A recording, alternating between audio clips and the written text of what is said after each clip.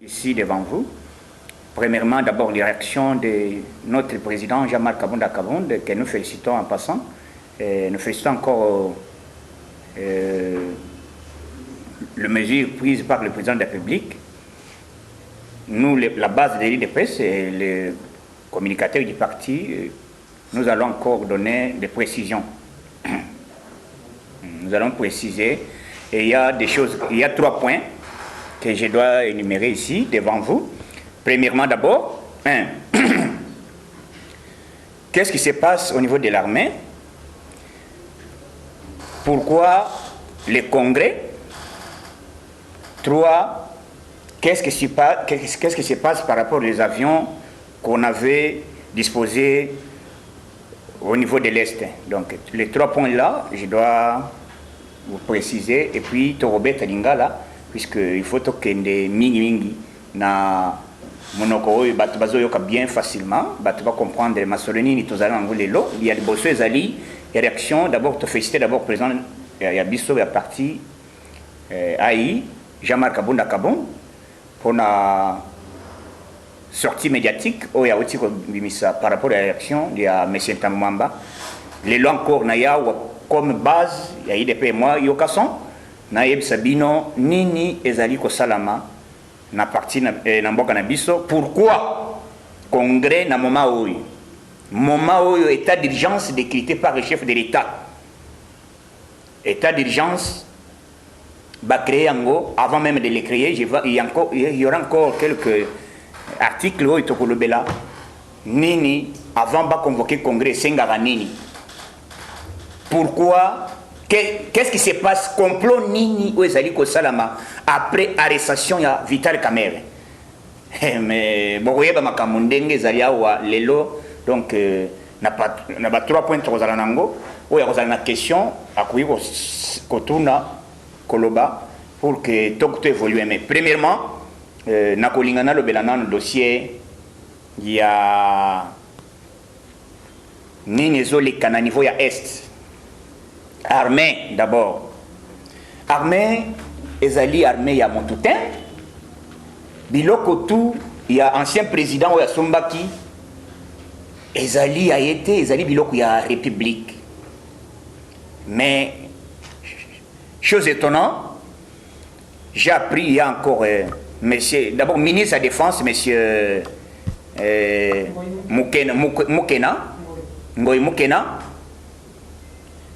Il y a une complicité avec lui, Enoch, monsieur Enoch Azalina, ni commandant de la force aérienne. Qu'est-ce qui se passe? Babalana bazana babokilo, soit soki banane, donc bazaba ndengwana. Monsieur Enoch alongoli avion ezalaki na niveau Kisangani, alongoli yango bakiko tchango na Kalemi. Qu'est-ce qu'il dit? Alobi que avion montasumbi yango ezali Kabila. Félix n'a pas avion. Messieurs, c'est terrible. Qu'est-ce qui se passe? Complot nini ou ezali sima eloko wana. Cela veut dire ezali réseau monen, ezali réseau oyo ya bato basangani pona ko déstabiliser. Donc réseau et réseau monen. Donc basini oyo ya ngwende zola ki déjà que bato wana baza prêt ya kosala coup d'état. Oh, bakuti bateni na frontière à Kasumbalesa, mais bazo fournir bakatakatanga. Tant que batuni monsieur Enoch d'abord à Longoli, adieu nae. Balongoli na poste, motif et yabanité. Donc, Marambo Ezali, on a président, garant de bon fonctionnement comme vous êtes le numéro 1 de la République. Il faut d'abord causer la décision. Il y a un problème. Donc il faut maintenant agir le plus longtemps possible. D'où l'armée Zaline, il faut que réformer en mots. Il faut que l'on les généraux. Il faut changer de méthode. Dans Talabat, ministre de la Défense.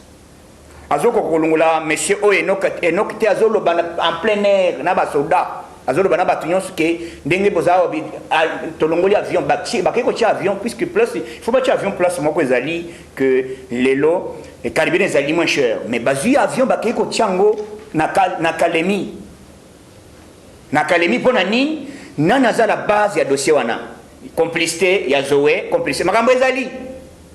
C'est pour cela aujourd'hui, mes chers amis, c'est chose étonnante d'avoir M. Tambou Mwamba dire que le président de la République n'a pas consulté. C'est terrible. Et puis, à outil que répétant les sous na média, à outil que répétant les sous na pourquoi à l'habité président Abenga Kibango a Salaki appel Wanate. Or, le chef de l'État tout ba chaîne ba moni ba tout monde entier ba moni na RTNC. Ils ont constaté que le président avait appelé, le premier ministre, il avait appelé Madame Janine, comme la présidente de l'Assemblée nationale, il a appelé encore M. Tambou Mwamba comme le président de la Sénat et le vice-président Jean-Marc Kabondi. Il était dans une réunion. Le président a parlé, qu'est-ce que nous devons faire pour le moment? Selon l'article, le président a agi selon l'article 85 de la Constitution. Président, en lobby, Tokuiko Salanini, dans le moment où Tosalanini, qu'est-ce qui se passe pour le moment? Puisque dans la minute maladie, on a partout des critères d'état d'urgence. Nini, président, a sali mabé par rapport, il y a des critères d'état d'urgence, a violé l'article Nini, il y a Constitution. Nulle part. Complot et Zaliboye. Ils ont peur comment on a arrêté proche de la présidence de la République M. Vital Kamerhe, directeur du cabinet du chef de l'État. Comme il est aux arrêts, maintenant le complot est en train de se préparer de gauche à droite pour déstabiliser le président de la République et de situer. C'est pour cela que je lance un appel patriotique partout dans les République démocratique du Congo, partout dans le monde. C'est ça le moment où nous devons nous débarrasser avec ces gens ici. Trop, c'est trop, alliance au monde. On est déjà qui était comportement. Ni sali que Tambou Mwamba bima loba que ça la congrès. Or, état d'urgence, le président a dit pas moins de 20 personnes. Congrès et Kosala, plus de 600 personnes, 80 personnes. 80 personnes. 800 personnes plutôt, 800 personnes. Mais dans 800 personnes, bakovanda wapi. Yoka mbongo oyo biso tozolo kana mbongo ya kotraiter bato bazo bela. Il y a des gens oyo bazali ko souffrir puisque bidje na biso ezali bidje moko ya mawa ya pasi. Bidje ya congrès c'est 7 millions de dollars. Mes frères à moi, bandeko balingaka mboka ya Congo, bandeko balingaka changement. Voilà bainemi ya mboka, voilà bato balingi mboka changer té. Aujourd'hui, mes frères à moi, Tambou Mwamba, de quel droit d'abord Congrès avant de les convoquer, c'est le président de la République qui fait demande aux deux chambres que je voulais être devant les deux chambres tel jour. Maintenant, matière nini oyo Tambou Mwamba ko bengela batu na congrès. Et ça coup d'état. Peuple congolais, c'est ça le moment. Il faut être debout. Et ça coup d'état. Na sengi na tous les combattants, tous les Congolais, soyez debout. Toko senga, toko sala maman la mobilisation. Tambou Mwamba ndia ko za la monto asali loko. Donc, c'est bien nos détails, il faut comprendre que et l'on va créer ezali ko ça la coup d'état. Bazana kobanga lokola batu baku entre autres les Tambou Mwamba abuma batu na nini est après ça ordre à certains rebelles. Un rebelle après ça avion battre batu bakufa na avion mobimba motema ya nyoka. Accueilli à lobby, toujours ça le congrès, selon le président Alingaki. Non! Pour les réunions, il y a bureau. Les réunions qui étaient adoptées, en tout cas. Mais aux autres, il y a congrès. Ce congrès, cela veut dire Ezali sa motion contre le chef de l'État. Par rapport à l'article tel, président Zali. C'est pour cela, Général Gassongo, Yebela.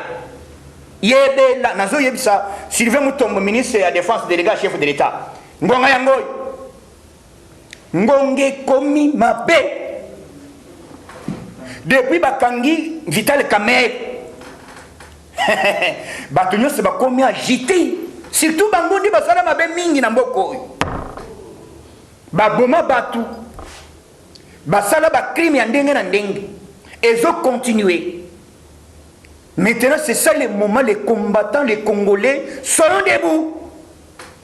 Malgré Corona, mais soyons debout, vigilants. Mukolo tozo kaka congrès, bisognon so ala kelele, nabango. Bogolapa. Donc toko siéger bino. Avant écoute, biso tout na 6 heures. Tous les combattants, d'abord 6 heures, 5 heures. Na 5 heures, les combattants, ils ont la masque, ils ont des désinfectants dans la poche. Tout le monde a la télé. Trop, c'est trop. Comment les gens ici, ils ont pillé ces pays, ils ont laissé les pays par terre. Quelles leçons qu'ils vont nous apprendre ici dans notre pays? Des voleurs. Ils ont peur d'arrestation. Ils ont peur vraiment. Bazo banga kokangama. Les gens du FCC. Est-ce que vous avez raison de dire que c'est une raison? C'est la même chose que nous avons na bando qui va commun na makambo to zo sabino. Bon moni comment ma maison que évoluer? Plan zali comment coercir Fachi. Fachi azanzam. Fachi a ko fallait na lobité.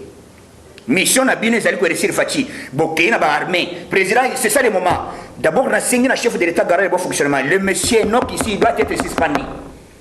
Tant que vous avez propos à Azam général, il y a force armée congolaise, arienne. Comment Batiki n'est pas Didier Nani, monsieur Mbala? Je suis. Bata le dossier, il y a moto. Général Oyo Azali, d'abord, Babalani, na Ibsibino qui Babalani. Magambezawa na Azolo Banini. Donc, là, na Bango Azali, tant que Bako Bassal, désordre Koto, il y a un colonne à congrès, Kuna Babimisi Bavion Wana. Hélicoptère et mati, babandi ko bombarder directement guerre bandi. C'est ça le but ya makambo ya congrès. Congrès zali ko sala coup d'état, mugule ça maïba déjà na est. C'est ça but yo babuzi ba avion président, c'est ça le moment. C'est ça le moment donc l'heure est grave, il n'y a pas de blague donc il y a le pouvoir bazora yango et puis pour les conserver le plus longtemps possible.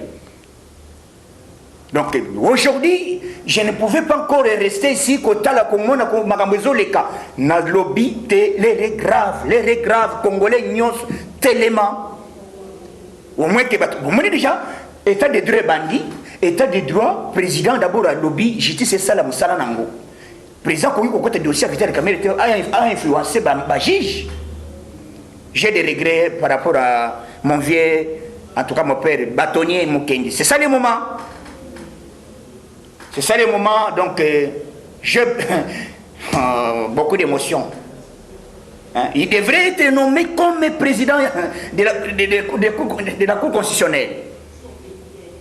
Mais aujourd'hui, complot ni non abomié. Makambo ezali, hein? Papa, tu commis une guerre terrible. Maseki ezate. Ngonge koki, peuple congolais debout. Bazana kanda puisque bandi ko kota boloko ba regretter que bongo biso batu oyo bonto pire ya Fachi bakangi bongo biso. C'est ça leur crainte. Ndomoni ba lobito créer état nini o tozo sala congrès pour to sala applicabilité ya convocation à congrès à chef de l'état. Bolinga bosse là après 30 jours que le 30 jours est coquille maintenant pour toi prolonger encore 10 jours ou bien 15 jours il faut tout sangana. Beaucoup na niveau wanate mbongo ibozo salisa congrès et bimi wapi aussi longtemps toza na souffrance mutaye se seni na bimi simbo mpona kopesa na riposte oyo nani muyemba azo traiter bato kisi na bini mbo epola oyo kisi epola bako kopesa kona bato bakufa peuple congolais to komi na ngonga moko terrible donc ngonge ekomi tala tiko guerre s'est déclenchée contre le président de la République. Au moins important c'est à Jean-Marc Kabonde et Lombe. Kabunda Kabunda. Donc Kabunda au moins c'est quoi importance na ye. Au rôle ni Kabunda bête na minito. Kabunda Zali premier vice-président de l'Assemblée nationale. Soka côté ba ko voter en côté. Au niveau politique. Hein? Et bien, nous avons donc, vous avez menacé Kabound, mais Jean-Marc Fatia a dit déjà que Kabound a un pion pour la République.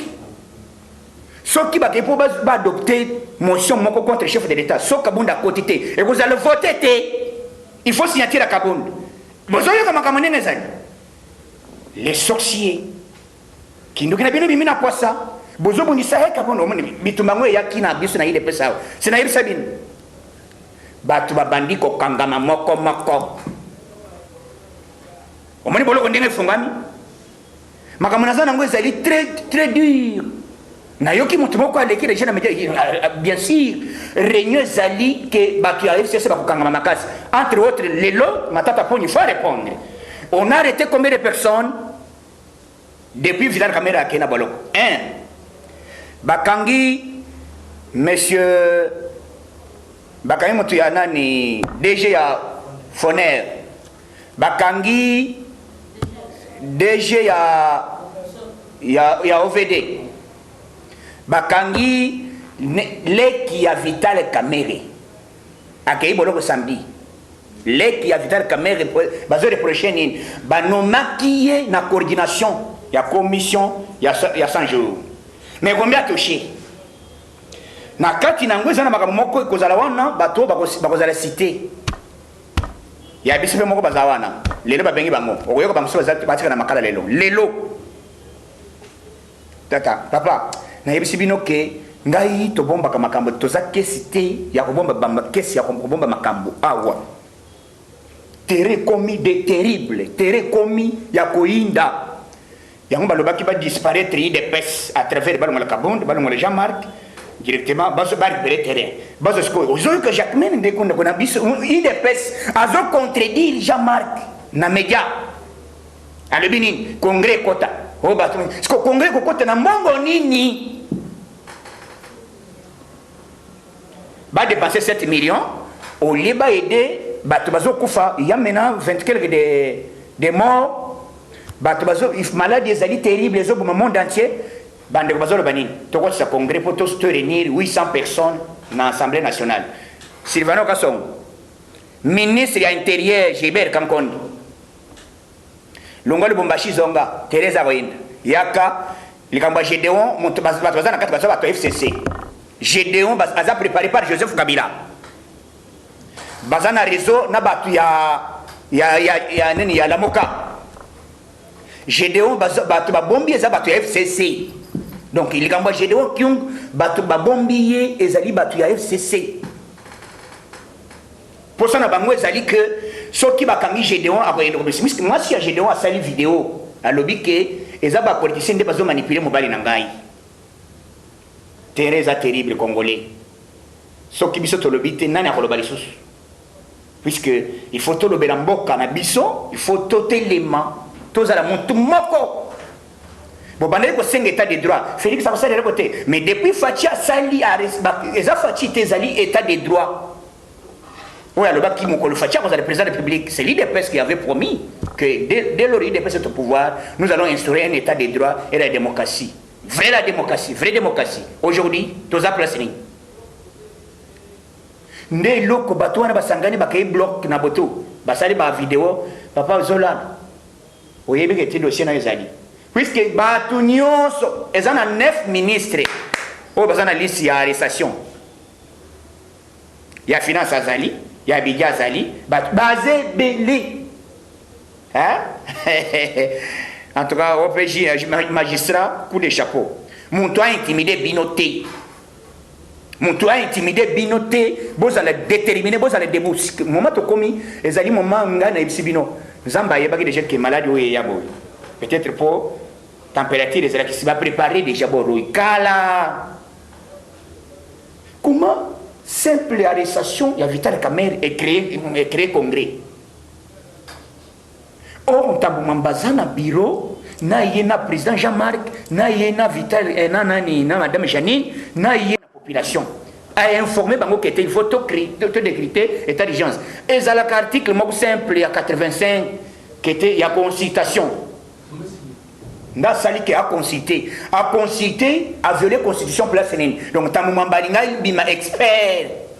Ami bimisa déjà qui était à la secrétaire azali anniversaire ya Fachi. Bozomo na makambo yo. Yango ba meli biso distraction na IDPS. Donc, plan ezali kode kolongo la Fachi, ba kote ribiso bomoni bato ba bimi officiellement na IDPS, o bazo bonisi IDPS. Mission na bango ko sase IDPS kolongo la Fachi. Tambe mamba bimi officiellement adversaire ya Fachi. C'est ça le moment président Panzabor. Panzabor roye kende. Panza ya ngwe kende. Tala bato to continuer bango wapi. Or yo consiste ki bango oui, si bango. Année oyo. Bore kende. Population congolais nyos debout. Mokolo bazo convoqué na mokolo pe biloko ngo panzana na mokolo pe président zo bimisa ordonnance ya robare bar 0 bar 6 bar 7 bar Félix Tshisekedi Tshilombo bar chef de l'État. Par rapport à ce qui s'est passé, tout est suspendu jusqu'à nouvel ordre. Moura mbalama wa na kadina. Mama na kadina na Assemblée nationale o ngai jenini o ngana ni. C'est ça le moment de le faire président. Aux en a plein droit. Aux en a temps aux ressuscité aux a déjà plein droit. Il en est celle qui masore fungami. Nyata bor to les gars. Tala comprendre bango. Tambi mamba ke ko le kalisu se lobby a lobby ke président abenga ki bisote pour un dossier ya état d'urgence. Ils veulent prendre les gens comme il fallait pas qu'il y ait applicabilité. D'abord, au Benga qui est informé, ce que j'ai remarqué, c'est que les Congolais, Zambay, les Bakamakam, Bozo Bonisakabonde, Bozo Bonisakabonde, Bozo Bonisakabonde, puisque les Yakabonde Zali, Afaché Zaliwana, Kabonde pèse sur le plan institutionnel et l'Assemblée nationale. Signature n'a pas pesé. Au moins, le plan. Boyebaki. Boyebaki Zamba, Boyebaki un jour. Tu sais que dans le monde vivant, à Bengi, Jean-Marc Kabonde, héros vivant. Nakatang. Toké Congrès. Tosirisi, Fachi, à Bengi, Jean-Marc Kabonde, héros vivant. Binonyo, c'est pour la Fachi a eu un mandat spécial à lui qui était sur le plan statutaire, sur le plan constitutionnel. Ils ont permis de Jean-Marc Kabonde na double fonction. A eu mission à confier à mon président Fachi. Quand on a bien annoncé à moi, ndengini ni Kabonde il faut to côté là Zambala la gâté ayebisco bitu mazambo de abundira kabiso bando ki babimi na kwasa mbongo bolye bozo sanza yango.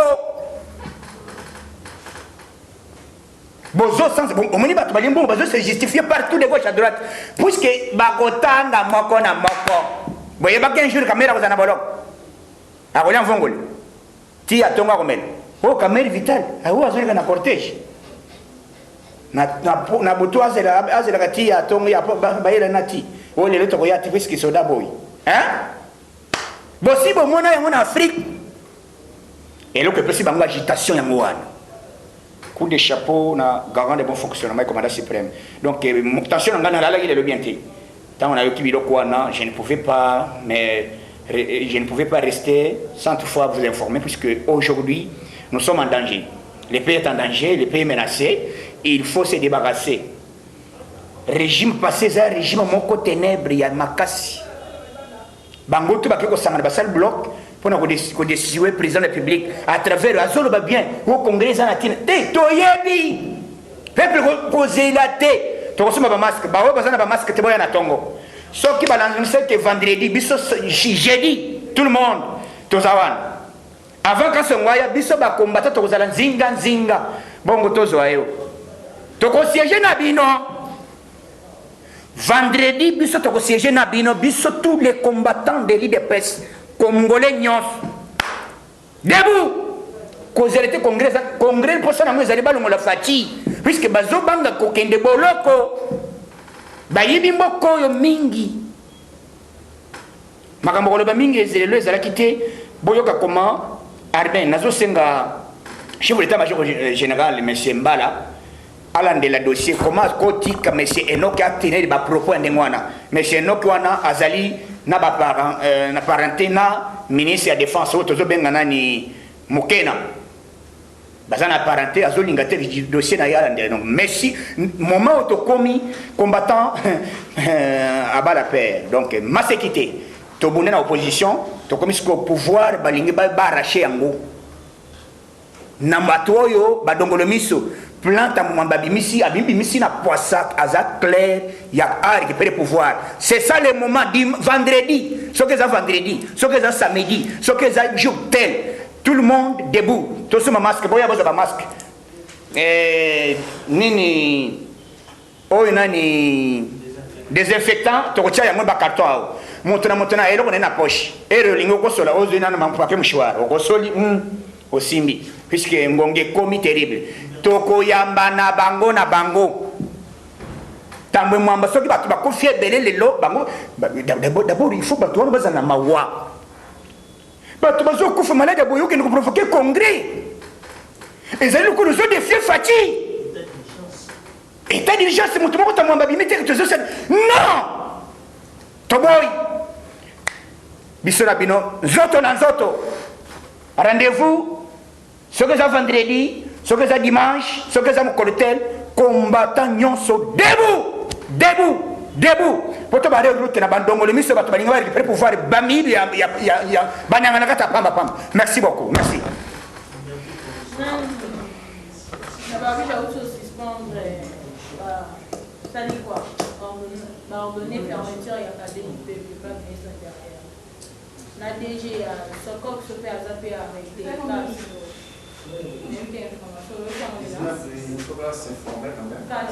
Kenini bakangi fermé bakangi ni parler du peuple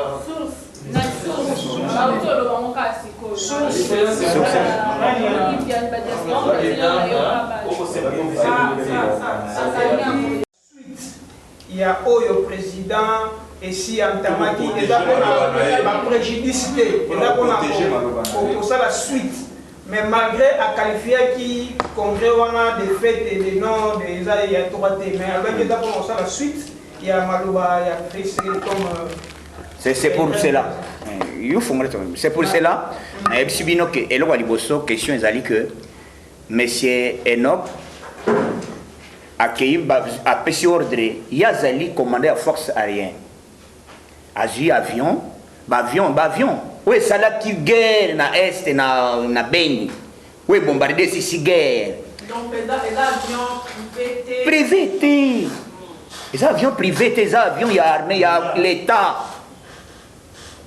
les avions il y a l'état parce que yazi yango alobi qui était montation à Somba yango et ça Joseph Kabila hein aussi comment Kabila somme avion donc avion on est avion privé des avions il y a république donc pour ça na bango zanini lokole bazana pour ça kosoma manduki bazo banga boloko président le baki année 2020 eza année action on ba tabaye baki teke na contexte nini c'est pour cela lelo tango yoki baki et les même pas même une semaine ndenge baki ko dokuna avion donc balongoli avion wana baki ko tia kuna o to bombia wana mission ezali tango désolé de kobanda si moi j'ai tous les informations tous les bateaux bazakuna donc ce qui n'a eu koloba j'ai eu des informations sur information ya que bazo préparer loko tango eko yinda wa babanda guerre kuna guerre wana ba profiter pourquoi bakatakatanga te bazo vérité te ngambo ya bakatakatanga j'ai dit que bazo la ça été pour nini makambo ezebele avion ezali à l'état ce que ya Kabila sombaki avion eza avion na sumi na mbongo ya république Kabila yaki awa loni masango awa ten hein d'abord salaire ya Kabila kabanga na ya bakya na yebiki te Kabila za kumufuta yemoko donc d'où biloko wana eza biloko ya république na sengi président a ordonné ordre ba bloquer ba avion ezonga na Beni Beni, puisque vous avez déjà dans minute on a Beni, des ordres de bandits, ce bandit pour quatre ce bateau. Donc pour ça, bateau, bah si guerre na Beni, bah l'ongoli bango. En complicé, non, nani, montama ya vite nani. Tango fort. Bazana complicité, mon côté, nous avons que président. Donc il faut ça réforme. Donc magambo nazolo baizam ma sécurité, ezali ce n'est pas de la blague, ezali ma sécurité puisque magambo ezali que bato na bazolinga ko renverser pouvoir na yo. Il faut que le malabango. Ya mi balo tuninga ile kambo ya Ntambo Mwamba. Mais Ntambo Mwamba ça clair. Ntambo Mwamba le bien dans bord qui était décision présente et sa conformité. Na complété mon ligne à la yé. Ntambo Mwamba a pour s'appuyer dans l'article 166 il y a constitution. D'après état d'urgence, état de fait et non de droit. Concrètement, on peut circonscrire l'état d'urgence. Et puis, Bozo Bangali, parce que, alors dit bien, à 30 jours au président de la République à Tché, après concrètement, on va 15 jours, on a 30 jours, il y a président de la République. Il faudra Zéla. Aussi, c'est les 30 jours. Mais 30 jours, on est quitté. Tout ça, même 2 semaines. Dans 2 semaines, il faut les 30 jours ici, nous avons convoqué des bureaux, à celle qui a le but, awa, tu comme une étape telle, tu as boyé, il faut convoquer des 2 chambres. Article 85 et lobby, il faut président, ce que le président Monique était, Makamwezali Kosimbate, a consulté les 2 chambres. Dans le gouvernement, a Pessi Bango, mission, que n'a mené tout le temps, c'est là mon conseil. Puisque, ça, le congrès, c'est l'argent, madame, c'est l'argent. D'où vient 7 millions de dollars? Aussi longtemps, Bidje n'a vu ça, il n'y a pas si. 7 millions de dollars, dans le moment où. Pouvoir, il y a Fachi, aussi fragile, ma casse, maintenant, concret, pas besoin de non! Est-ce qu'il faut. Pourquoi il a vu les animaux, député, pas à l'infecter, la maladie, la pandémie, oui. Pas fragilisé de plus en plus. Non, je vais vous informer, naïf, ce que c'était. Et le Roban des athées. Même tension, et ça, les Liwana, le Béli, les alliés dans le congrès, les alliés dans la tension, ma bé. Les athées, il y a une intention, il y a des que, pourquoi, dans le moment où. Et puis, congrès, naïf, si madame. Congrès, mon par rapport à la demande du chef de l'État. Congrès, ça, qui est un moment balade, mais ce congrès, de quelle qualité? Tu as même pas convoqué congrès. Non, ça me demande. C'est les garants de bon fonctionnement. Sali a commis lettre à l'obité. Na 5 convoqué. Mais le président Sali demande, tu as informé, tu as besoin de diriger un boca. Donc c'est ça. Donc, Magambo Tozo, mon amour clarité, puisque tu as constaté que tu as besoin de Sali et l'autre, ils ont demande de la présidence de la publicité. Donc, d'où, vous avez la Kimia, Congolais, na une question, monsieur Zali. Zali, au lobby Magambo, il y a maître Mouké, Thérèse Mémoire. Oui. Puisque tu as dit que tu as fait la corona. Mais oui, c'est le corona. Corona, corona, il y a des batailles de peste. Corona, il y a des combattants de peste. Nous sommes dans le cadre de la Kofi Batumisato, madame la présidence. Il y a Jacques Ilunga, d'ailleurs. Mais maître Mouké, Kofi. Oh, Kofi combien?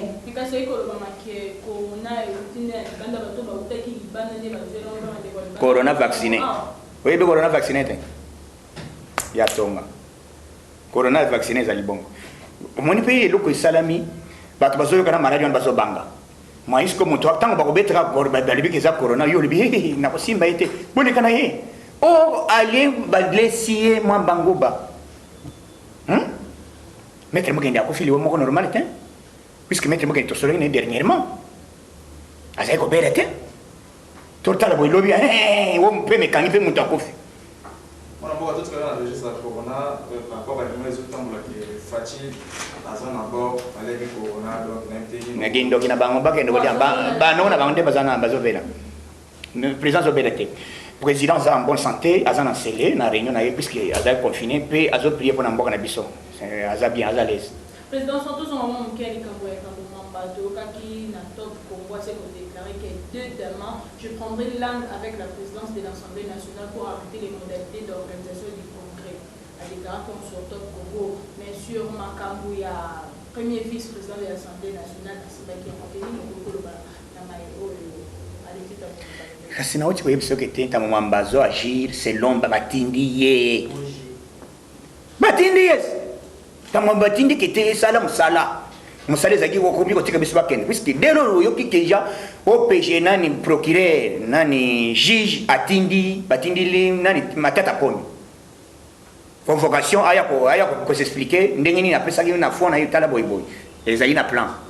Pour comprendre, makambo ezali bazo mona déjà que biso yo bato basali tosali mabe mingi awo na mboka to vivre wapi ba mesana na système ya muyibi ba mesana na système ya copier mboka yango bazo banga bazo comprendre bazo banga donc biso peuple congolais na combattant IDPS tozali debout to pouvoir tozui yango pona ko lâcher yango tika ona nzela te. On dit que le congrès ça juste après des infections il y a palais du peuple. Mais bon, attends, les infectés, ça les infectés. Ça les bien pour bispétoyaz. Tokoza la kuna. Yo so regardez. Si quand on tokuta na ba député, ozo ke nwa po ngayo corona. Hein? Et nazo kota en congrès. Ne pas voilà passe.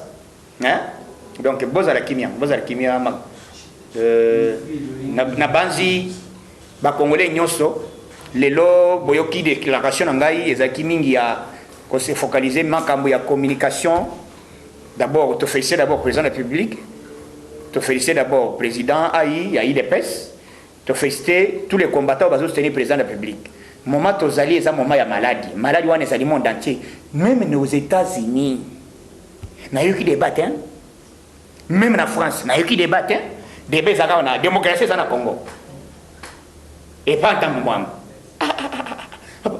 Bato bazo kufa na États-Unis bazo kufa partout bino bazo mona bato bazo kufa président lobby qui était tozana moment ya ko sakana te to tele melamboka na biso bino bazo lo bate awa président sala kango ezali conformité poto na to voter loi pas question à congrès ko zalate président après sort de Kasongo Silvano le col chef nani ya commandant ya ville province ya Kinshasa bakande gaz en désordre puisque gaz fait betakala bon, ce que ça ordre du commandant suprême des forces armées congolaises a bêti après ce ordre gaz et onoka mais avant enoka to kozala pe na couloir to kozala coin pour te pesa masolo donc to kozala kimia congolais nyonso bisika bozali bozolanda biso to zame moral to soutenir le président de la République to kolembaté puisque mosala na biso zali ko loba tout moment nzamba pambola bino bisika bozali j'ai dit bye bon confinement à tous merci.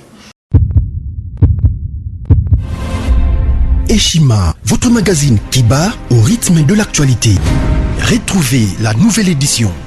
En ces mois de mars consacré mois de la femme en RDC, Eshima Magazine vous fait découvrir un ovni politique. Fifi Masuka, vice-gouverneur de la province du Lualaba, symbole de réussite dans un univers masculin. Mama Africa, lève-toi, le mot d'ordre d'une femme de foi.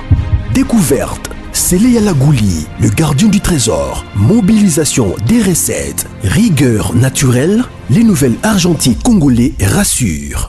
Focus, ministère du budget, Jean Baudouin Maillot imprime sa marque dans l'exécution de la loi des finances. Patient Saïba Tamboué, Logefrem contribue à la matérialisation de l'émergence de la RDC. Dossier Eshima, nomination des hauts magistrats, lueur d'espoir. Nation, interview de Christian Matata. Augustin Kibassa annonce un projet intégrateur pour booster les secteurs du numérique en RDC. Bourse d'études, amélioration des conditions et complicité avec les étudiants, Thomas Luaka Losenjola convainc. Michel Moulumba Tumpaka, les modèles de réussite et de loyauté pour la jeunesse. Culture, Mwanankazi, un statut familial particulier. Retrouvez l'intégralité du magazine Eshima dans les kiosques. Eshima Magazine, un nouveau standard d'information.